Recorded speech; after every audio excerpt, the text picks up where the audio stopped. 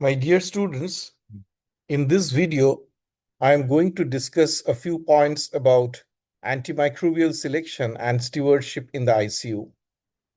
This is a very important aspect of critical care, where every intensivist, whether in a low resource setting, medium resource setting, or high resource setting, owes a responsibility towards his patient, towards the society, and also as a whole towards the fraternity.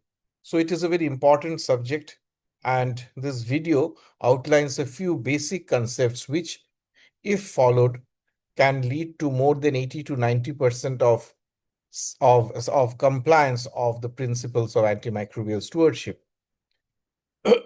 Case 1 is a 32-year-old man who presents to the ER with high grade of fever, chills, and body ache for 3 days. Initial labs show mild leukocytosis and elevated CRP. Blood cultures are awaited. The admitting physician empirically starts meropenem and vancomycin, suspecting sepsis of unknown origin. Now, if we look from the aspect of antimicrobial stewardship, and we'll try to see whether it satisfies or it violates. So, the physician starts broad spectrum and empiric therapy, initiates without a defined source, risking collateral damage such as Clostridium difficile infection and antibiotic resistance. So when the antimicrobial stewardship team intervenes and reviews the case on day 2, it tests the malarial antigen test and the dengue NS1 antigen, which returned positive for dengue.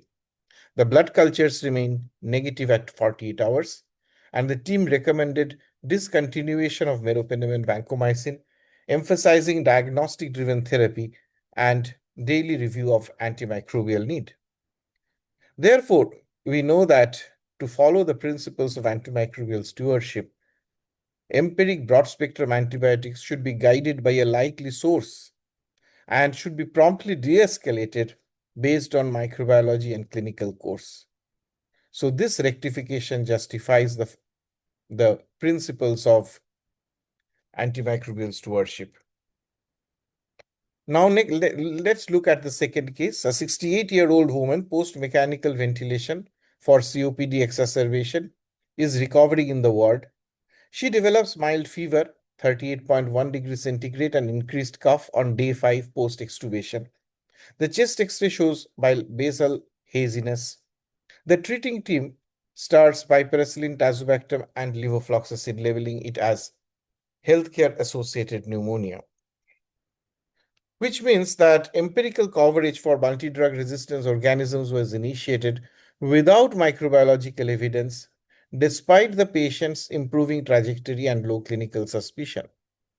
So, upon stewardship intervention, who assessed that on day 3, procalcitonin was found to be 0.07, WBC was normalizing, sputum culture was no growth, and the antibiotics were stopped after 72 hours, and the symptoms attributed to mild aspiration and airway inflammation.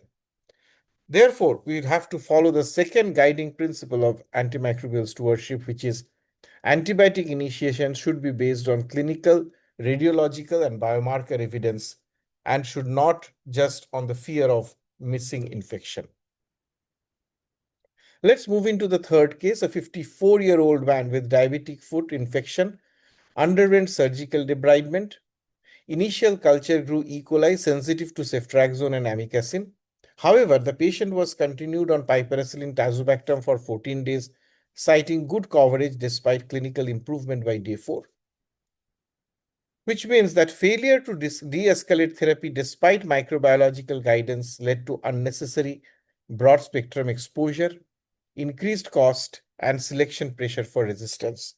And this was also a violation of the basic principles of antimicrobial stewardship. When the AMS team intervened, recommending to switch back to ceftriaxone based on culture, shortened the duration to 7 days post-debridement, patient education on antibiotic course adherence, but follow-up cultures remained sterile and wound healing progressed well. Therefore, we know that the third basic principle is that Culture-directed, narrow-spectrum, short-course therapy achieves equal cure rates with lower toxicity and resistance risk. If we take the summary of these three cases and discuss them one by one on the errors, the AMS action, and the core principles, it will be very clear to us that to follow antimicrobial stewardship, we need to follow certain very, very simple and basic principles. And simple adherence to these simple basic principles can lead to the success of antimicrobial stewardship. In the first case, empiric broad spectrum use without focus was the cause of error and of matter of concern, for which the AMS action was stopped and was to stop the empiric antibiotics after diagnosis. And the core stewardship principle for this action is diagnostic guided de-escalation. In the second case, overdiagnosis and unnecessary antibiotics was the concern and the error too. So the AMS action was discontinued therapy after biomarkers and cultures negative. And that satisfies the second principle, that is avoid treating inflammation or colonization. In the third case, it was failure to de-escalate and prolonged duration. The AMS action was narrowed spectrum and shortened duration. And this was to adherence to the principle, the targeted therapy and duration optimization. So antibiotic administration according to clinical status and identification should follow an algorithmic reductionist approach. First, a thorough clinical examination, oriented imaging and microbiological sample should be looked into. Also should be looked into the immune status, recent hospitalization, recent infection or antibiotic therapy, any allergy, patient colonization, and history of traveling. On this basis, either a potential source of infection can be identified or a potential source of infection cannot be identified. If it is not identified, one has to discuss the whole body CT scan. Based upon that, again, three conditions can arise. In case of proven or possible septic shock, regardless of source identification, we have to start antibiotic combination therapy within an hour. If the potential source of infection is identified, but without shock, start antibiotic monotherapy according to the infection site within 3 to 5 hours unless specific guideline recommend combination therapy. Discuss withholding antibiotic until microbiological documentation on a case-by-case basis, and continue to search for a differential diagnostic. The third possibility is that no potential source of infection identified and no shock. In those cases, withhold antibiotics and search for a differential diagnostics and reassess for infectious diagnostics according to the evolution. Now, this is again percolates from 8 basic principles, which also encompasses the effect of antimicrobial stewardship and the means to achieve this end. These include establishing specific rationale and aims for antibiotic use, quasi-directed therapy, that is, if the same antibiotic is covering 2 or more organisms, the use of separate antibiotics for each organism should be reduced. Fast microbiology, personalized duration of antibiotic treatment, because every patient may have a different history of antibiotic usage in the recent past, and they may have different rates of hospitalization if they are sick. Surveillance, PK/PD principles and targets to know what the drug acts to the body and what the body does to the drug. That is, whether that drug achieved sufficient concentration at the intended site of action. Therapeutic drug monitoring, although it is difficult to follow always, but if facilities permit, the same may be useful. And specific quality assessment measures and education, which is identified by the institute for its appropriate practice as a standard of care and their utilization. So based upon this, the bedside principles of optimizing antibiotic prescription is required, and that is what we have. I have showed it in the form of an reductionist approach. So de-escalation should be done as early as possible, and for early de-escalation, ESBL chromogenic tests may be useful. In the absence of documentation after 48 hours, we have to search for differential diagnosis. And in most cases, the definitive treatment should be a monotherapy. Combination therapy can be discussed for difficult to treat pathogens or specific localizations like the endocarditis, prosthetic valve infection, bone and joint infection, abscess, etc. Use prolonged beta-lactam infusion after initial loading dose in in sick patients who are in shock, and beta-lactam should be used, but if TDM facility is available, then it should be recommended for antibiotics which have narrow therapeutic windows like aminoglycosides and vancomycins.